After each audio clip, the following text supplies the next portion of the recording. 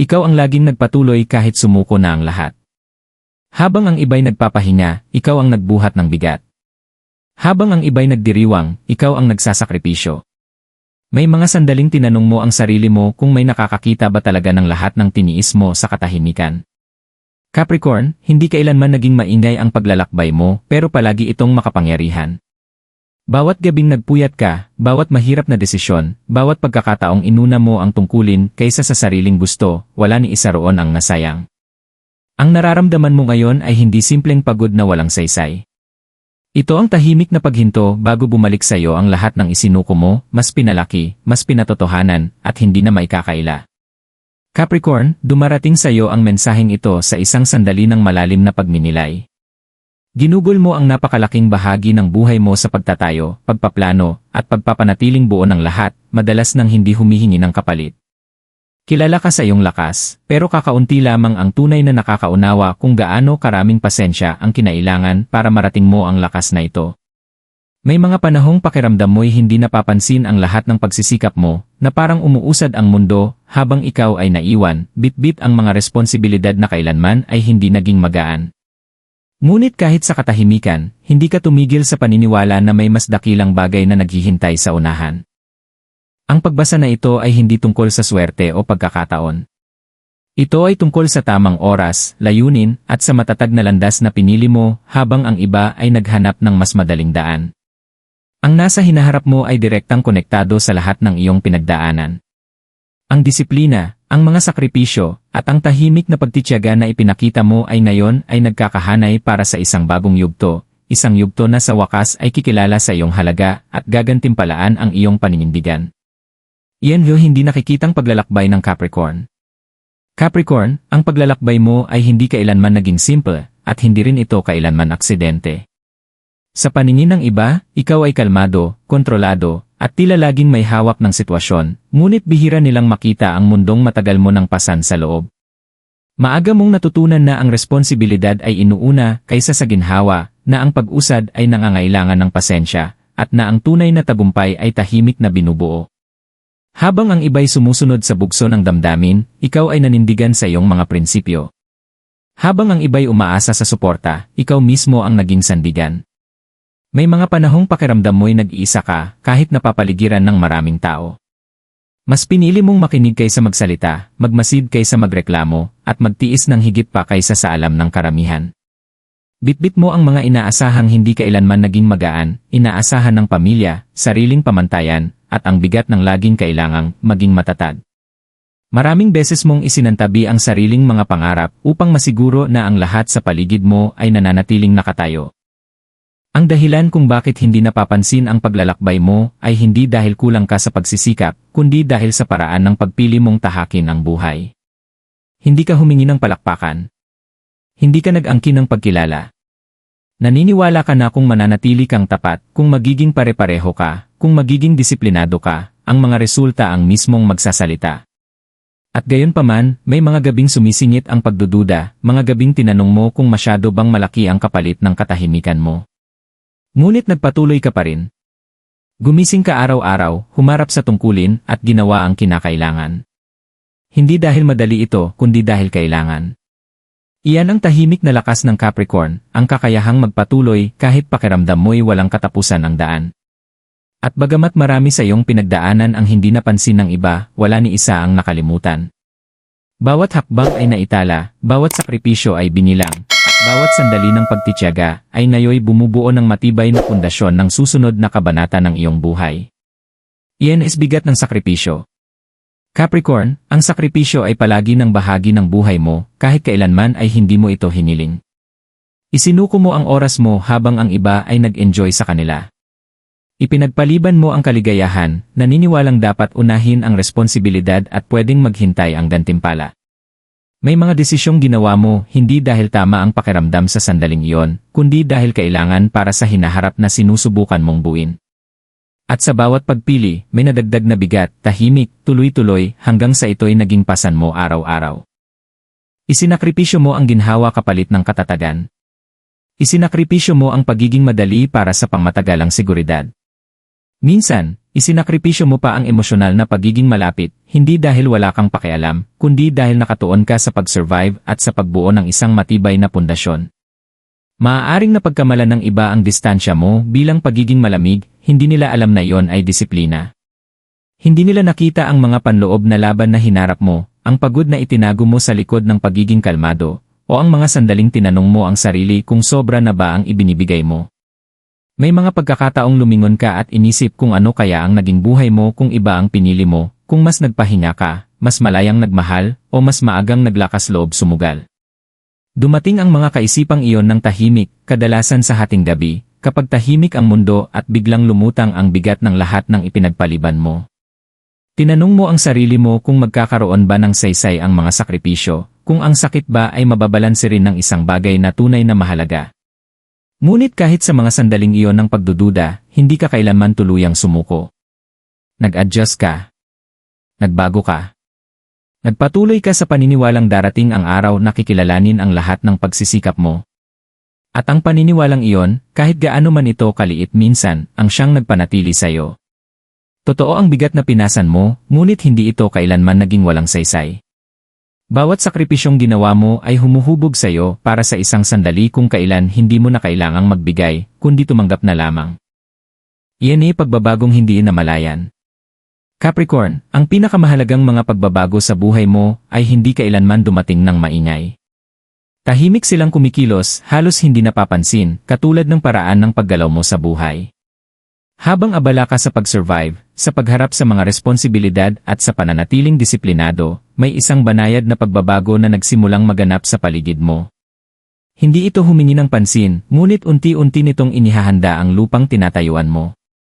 Ang mga oportunidad ay nagsimulang maghanay bago mo pa man sila mapansin.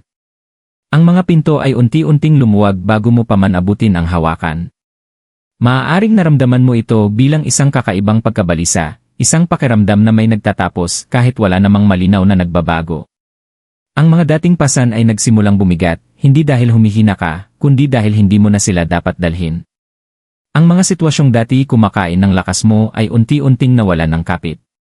Ang mga taong umaasa sa tibay mo ay nagsimulang umatras, nag-iwan ng espasyong hindi ka sanay maramdaman. Ang pagbabagong ito ay hindi dramatiko.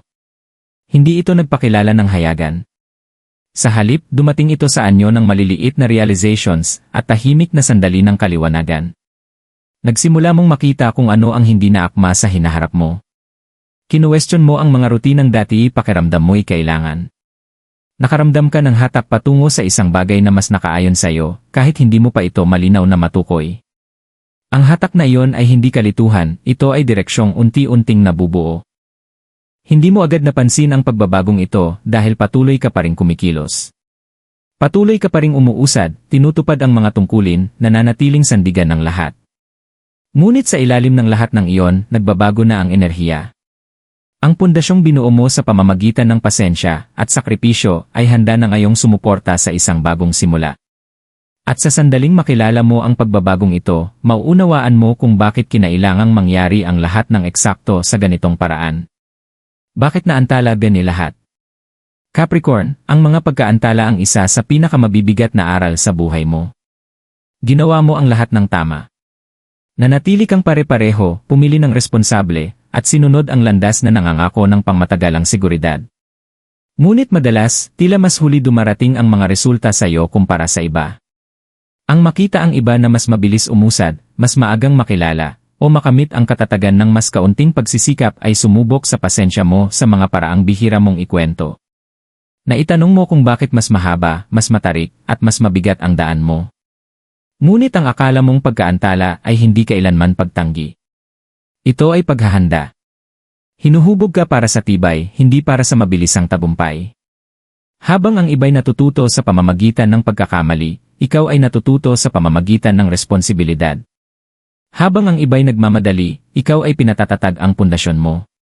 Bawat paghinto, bawat mabagal na yugto, bawat sandaling tila hindi nakikita ang pag-usad ay humuhubog sa tibay mo at pinapatalas ang focus mo. Pinrotektahan ka ng mga pagkaantala mula sa mga resulta na hindi magtatagal. Inilayo ka nito sa mga shortcut na sisira sa mga pinahahalagahan mo. Natutunan mo ang tamang oras, disiplina, at tiwala sa sarili sa paraang hindi maaaring madaliin. Ang akala mong ipinagkakait ay sa totoo'y pinipino. Ikaw ay hinuhubog bilang isang taong kayang hawakan ang tagumpay nang hindi nawawala ang sarili. May mas malalim pang dahilan ang paghihintay na ito. Ang mga gantimpala mo ay nakalaan na maging makabuluhan, matatag, at pangmatagalan. Ang ganitong uri ng bunga ay nangangailangan ng maturity, linaw ng isip, at lakas loob sa loob. Hindi ka sinusubok para makita kung susuko ka. Hinahasa ka para malaman kung hanggang saan ka kayang umabot ng hindi nababasag. Ngayon, kapag binalikan mo ang nakaraan, maaari mong simulang makita na bawat pagkaantala ay may dalang aral. Bawat pintong nagsara ay muling nagturo sa iyo patungo sa isang mas matibay na direksyon. Walang dumating ng mas maaga dahil kailangan nitong salubungin ka sa bersyon ng sarili mong handa na itong tanggapin ng buo. At ang bersyong iyon mo ay narito na ngayon, hinubog ng pasensya, disiplina, at hindi matitinag na determinasyon. Iyan ay sandali kung saan iyan ay sakripisyo lihi nagiging gantimpala. Capricorn, dumarating sa bawat mahabang paglalakbay ang isang sandali kung kailan ang pagsisikap ay sa wakas nakakatagpo ng pagkilala. Hindi ito maingay. Hindi ito sabay-sabay. Ngunit sapat ang linaw nito upang wala ng pagdududa, nagsimula na. Ito ang sandaling pinapasok mo ngayon. Ang punto kung saan ang mga sakripisyong ginawa mo ay humihinto ng magmukhang mga pagkalugi at nagsisimulang magbunyag ng tunay na anyo bilang mga puhunan. Lahat ng ipinagpaliban mo, lahat ng tiniis mo sa katahimikan, ay nagsisimulang bumalik sa iyo sa mga paraang minsan mo lamang inisip. Ang nagpapalakas sa sandaling ito ay hindi lamang ang gantimpala mismo, kundi kung sino ka na ngayon matapos ang mahabang paghihintay. Hindi ka na ang taong nagsimula sa paglalakbay na ito. Mas matatag ka, mas marunong, at mas nakatapak sa lupa. Nauunawaan mo na ngayon ang halaga, hindi lang sa pera o material na bagay, kundi sa emosyonal at personal na dignidad. Dahil dito, ang anumang dumarating sa iyo ngayon ay nananatili. Ito ay tumitira sa buhay mo, sa halip na dumulas palayo sa pagitan ng iyong mga daliri. Mapapansin mo ang pagbabagong ito sa anyo ng katatagan kung saan dati may kawalan ng kasiguruhan. Sa paggalang kung saan dati may pagdududa. Sa mga oportunidad na pakiramdam ay nakaayon, hindi pinipilit. Nagsisimulang makita ka ng mga tao sa ibang liwanag, hindi dahil nagbago ka, kundi dahil hindi na nila maaaring baliwalain ang mga resulta. Ang parehong disiplina na minsang nagpa-feel sa iyo ng pag-iisa ay ngayoy nagiging dahilan kung bakit ka pinagkakatiwalaan, hinahangaan, at hinahanap. Ito rin ay sandali ng panloob na gantimpala. Isang malalim na kapayapaan ang pumapalit sa dati walang tigil na pressure. Humihinto ka na sa pag-question sa mga naging desisyon mo noon. Tinatapos mo na ang paulit-ulit na pagbabalik sa mga sakripisyong ginawa mo. Sa halip, nakatayo ka ngayon sa katotohanang ginawa mo ang pinakamahusay na kaya mo gamit ang kaalaman mo noon at sapat iyon. Higit pa sa sapat. Ang gantimpalang pinapasok mo ay hindi minamadali at doon nagmumula ang lakas nito. Unti-unti itong nabubuo tulad ng paraan ng pag-usad mo sa buhay. Nagdadala ito ng seguridad ng walang kaguluhan, tagumpay na walang kawalan, at pagkilala na walang kompromiso. Hindi ito rurok na susundan ng pagbagsak. Ito ay isang turning point na susundan ng patuloy na paglawak. At mula rito, ang anumang itatayo mo ay hindi na mangangailangan na isuko mo ang sarili mo, sa wakas, pinapayagan ka na nitong tumanggap. Iyan Ben ay kailangan mong gawin ngayon. Capricorn, habang nagsisimula ng magbukas ang bagong yugtong ito ng buhay mo, hindi na ikaw ang kailangang magtulak gaya ng dati. Sa mahabang panahon, ang pag-survive ay nangangailangan ng matinding pagsisikap, kontrol, at walang tigil na responsibilidad. Ngunit ngayon, may ibang hinihingi ang enerhiyang nasa paligid mo. Hinahanyayahan ka nitong magtiwala. Magtiwala sa landas na tinahak mo, magtiwala sa mga desisyong ginawa mo, at magtiwala sa sarili mo. Hindi ito ang panahon para questionin ang pag-usad mo o maliitin kung gaano nakalayo ang narating mo. Kailangan mo nang bitawan ang nakasanayang pagdadala ng lahat ng mag-isa. Ang lakas ngayon ay hindi na nangangahulugang pag-iisa. Pahintulutan ang suporta kung saan ito akma. Sabihin ang sa mga oportunidad nang hindi agad tinatanong kung karapat-dapat ka ba. Karapat-dapat ka. Noon pa man. Ang disiplina na pinanday mo sa loob ng maraming taon ay matagal nang nagpapatunay ng kakayahan mo. Ngayon, ang mahalaga ay ang pagtayo sa sarili mong lugar ng may kumpiyansa, hindi pag-aalinlangan. Mahalaga rin na bitawan mo ang guilt. Guilt sa pagpapahinga. Guilt sa pagpili sa sarili. Guilt sa pag-usad habang ang iba ay nananatili. Hindi mo iniiwan ang sinuman sa pamamagitan ng paggalang sa sarili mong paglago. Kinikilala mo lamang na nagbabago ang mga panahon at kasama nito ang pagbabago ng mga papel na ginagampanan. Ang mga bagay na dati nangangailangan ng sakripisyo ay ngayon humihingi ng presensya at paggalang sa sarili. Manatili kang nakatapak sa lupa, ngunit huwag manatiling maliit. Magpatuloy kang kumilos ng may integridad, ngunit pahintulutan mo ang sarili mong tamasahin ang mga dumarating. Bigyang pansin kung ano ang nagbibigay ng katatagan, hindi lamang kung ano ang pamilyar. Ang intuition mo ay hinasa ng maraming taong karanasan, pakinggan mo ito. Ang yugtong ito ay hindi na tungkol sa pagpapatunay ng kahit ano. Ito ay tungkol sa pagtanggap ng mga bagay na matagal mo nang pinaghirapan at sa pagbuo ng isang hinaharap na sa wakas ay susuporta rin sa iyo, tulad ng kung paano mo sinuportahan ang lahat ng nasa paligid mo. Capricorn, ang mensaheng ito ay isang paalala kung sino ka sa ilalim ng mga responsibilidad, sa ilalim ng mga inaasahan, at sa ilalim ng imahe ng lakas na matagal mo nang pinasan. Hindi ka lamang hinuhubog ng mga bagay na tiniis mo, kundi ng mga paniniwalang pinili mong panghawakan, kahit pakiramdam mo'y walang katapusan ang daan. Ang puso mo ay palaging matatag, kahit sa mga sandaling sinusubok ang pananampalataya mo. Ang katatagang iyon ang nagdala sa iyo sa mga panahong maaaring sumira sa iba. May mga pagkakataong naramdaman mong hindi ka nakikita, hindi na-appreciate, o hindi nauunawaan. Mga sandaling tinanong mo kung may tunay bang kumikilala sa lahat ng pagsisikap mo o sa bigat na pinasan mo. Ngunit ang pagkilala ay hindi laging dumarating sa anyo ng mga salita. Minsan, ito ay dumarating bilang pagkakahanay. Bilang tamang oras. Bilang mga oportunidad na sumasalubong sa iyo eksakto kung nasaan ka ngayon. At iyon ang mismong nangyayari sa sandaling ito. Papasok ka sa isang yugto kung saan ang panloob mong mundo at ang panlabas mong realidad ay nagsisimulang magtugma. Kung saan ang disiplina na isinabuhay mo ay nagiging katatagan. Kung saan ang pasensyang ipinakita mo ay nagiging kapayapaan. Hindi mo na kailangang habulin ang pagpapatunay. Ang presensya mo ay sapat na. Ang pagiging consistent mo ay matagal nang nagsalaysay ng kwento mo. Tandaan mo ito, hindi ka kailanman nahuli. Hindi ka kailanman naiwan. Palagi kang nasa landas na idinisenyo para sa pangmatagalan, hindi para sa bilis. Ang binubuo mo ngayon ay may mga ugat, hindi lamang resulta. At dahil dito, ito ay magtatagal. Manindigan ka sa halaga mo. Igalang mo ang paglalakbay ng hindi kumakapit sa paghihirap. Hayaan mong maramdaman ang pagmamataas, hindi lamang sa mga naabot mo, kundi sa taong naging ikaw sa proseso. Hindi ito ang katapusan ng pagsisikap mo. Ito ang simula ng paggaan. At mula rito pasulong, magsisimula ng ipakita ng buhay mo ang tahimik na kapangyarihang matagal mo nang dala sa loob mo. Capricorn, maglaan ka ng isang sandali para huminga at hayaang lumapat sa loob mo ang mensaheng ito. Hindi lahat ay nangangailangan ng agarang reaksyon. May mga katotohanang sadyang dahan-dahang hinihigop, malalim na nararamdaman, at dinadala pasulong ng may malinaw na layunin. Ang narinig mo ay hindi para madaliin ka, ito ay para patatagin ka. Para ipaalala na may saysay ang paglalakbay mo, at ang hinaharap mo ay hindi nakabase sa tsamba, kundi sa lahat ng nalampasan at pinanghawakan mo.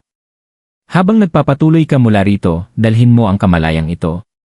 Hayaan mo itong gumabay sa mga desisyon mo, magpalambot sa mga pagdududa, at magpatibay sa tiwala mo sa kung ano ang unti-unting nagbubukas. Hindi mo kailangang ipagsigawan ang pag-usad mo o ipaliwanag ang paglago mo. Ang tamang mga resulta ang magsasalita para sa iyo. Ipagpatuloy mo ang paglalakad sa landas mo ng may parehong integridad na lagi mong dala, ngunit ngayon, may kaunting gaan at mas matibay na paniniwala sa sarili. Kung tumimo sa iyo ang mensaheng ito, ituring mo itong kumpirmasyon na ikaw ay eksakto kung saan ka dapat naroroon.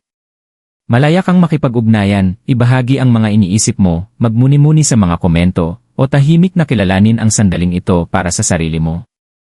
Suportahan ang paglalakbay sa pamamagitan ng pananatiling konektado, at hayaan mong matagpuan ka ng mga susunod na mensahe sa tamang oras.